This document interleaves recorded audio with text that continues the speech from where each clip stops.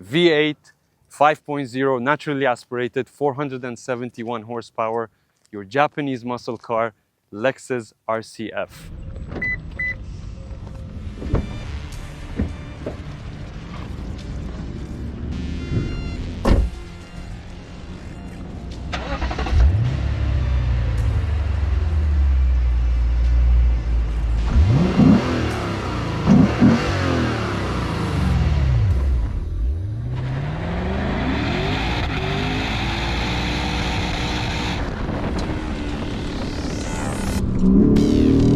Yeah, man! That's what this car is all about. Hello everyone, I'm Sami. Welcome to Autoverse. Let's get under the hood of this 5.0 V8 and check out what it looks like. So here you have it. 2UR power plant that's been in a lot of Toyota and Lexus's vehicles. Mated to an 8-speed transmission. That's where I feel there's a bit of lag. Listen to it downshift. Now, this is what I mean by the transmission being a bit laggy. And there's a lot of room for improvement if they shift to the 10-speed transmission that they have.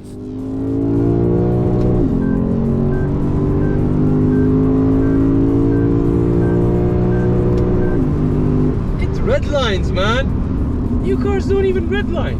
And this makes you feel that you're in the 80s, 90s, early 20s, while it's a 2024 model. We wanted to check out if this vent up here is functional, probably used for cooling, but eventually this is an outlet, not an inlet. So the air comes in from here, goes out from here, if we keep the vent open.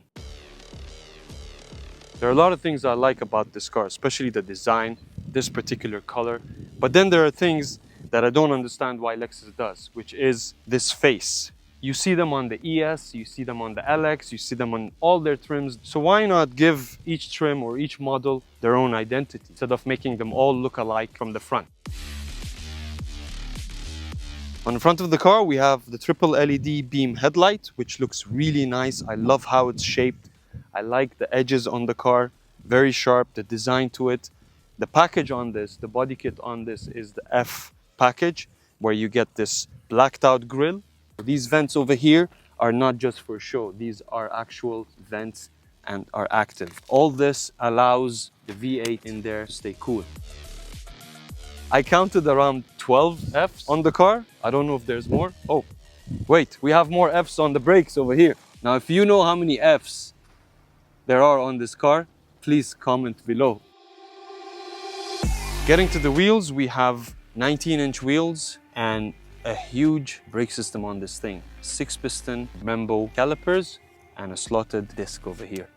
I think it's around 14.5 inches.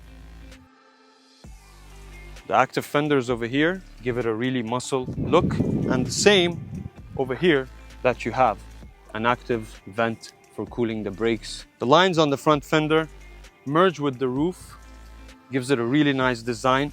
The same thing happens as well on the door and the back panel over here. Continuing with the lines and the design of the car, the sharp edges continue over here, and you can see the wide body and the bumper sticking out. Now over here on the back, we have an active spoiler that lifts up whenever you want it and close it whenever you want it, because it is a button, not based on the speed you drive. Come down here and check it out with me to see how functional this diffuser is. From here, it looks like it's just a body kit, but if you go below the car, you can actually see that it goes all the way to the back and has things covered. Okay, let's get into the back of the car and see how much cargo space or boot space this thing has. And it looks like it's pretty decent. Oh wow, look, we have another F here.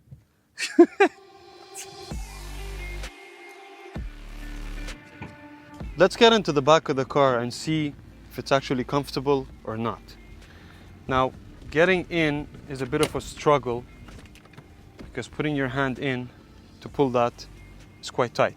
And you also have this electronically adjustable seat, which is nice. It's the first time I see something like that. Usually it's manual, you pull it up and then you get in. Now let's get into the back of the car. We're in the back now, and what I'm gonna do is try to retract the seat and see if it's actually comfortable in the back. Now this seat moves back electronically, so you can see what's gonna happen to my feet. It's actually smashing my legs. It does not stop or sense that there's something there for it to hold back. It will just push you all the way back.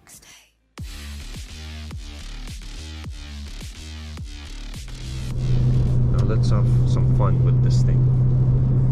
Shift it to manual mode, a few downshift. Listen to that. Man, this thing sounds good. Woo! It just flies. Inshallah. Listen to a downshift. Now check this out.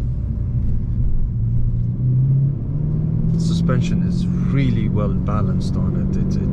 It doesn't make you feel that the car is actually heavy, even though this is a very heavy car. Traction off. Let's see if it drifts a bit. Yep.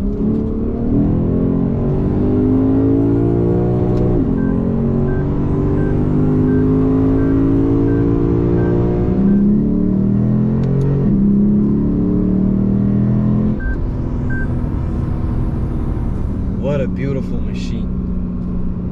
The 5.0 on this thing.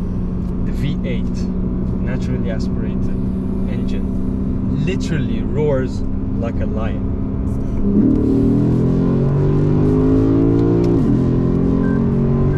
All these annoying beeps and sounds and warning sounds that you cannot control or stop. Now when that warning light comes on, it literally annoys you and distracts you.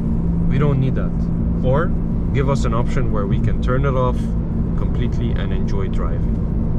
So all we can do is this.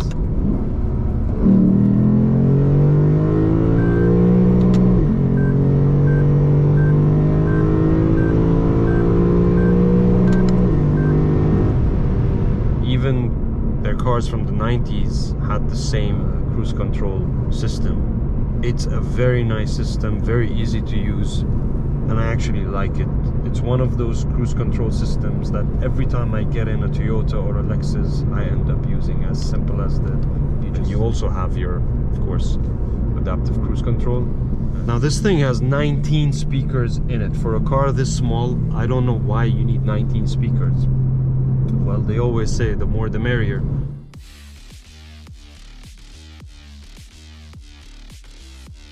With all the brands downsizing their engines, what do you guys think the future of the Lexus RCF is? Will they stick to the V8, go V6, 4-cylinder, hybrid, or EV?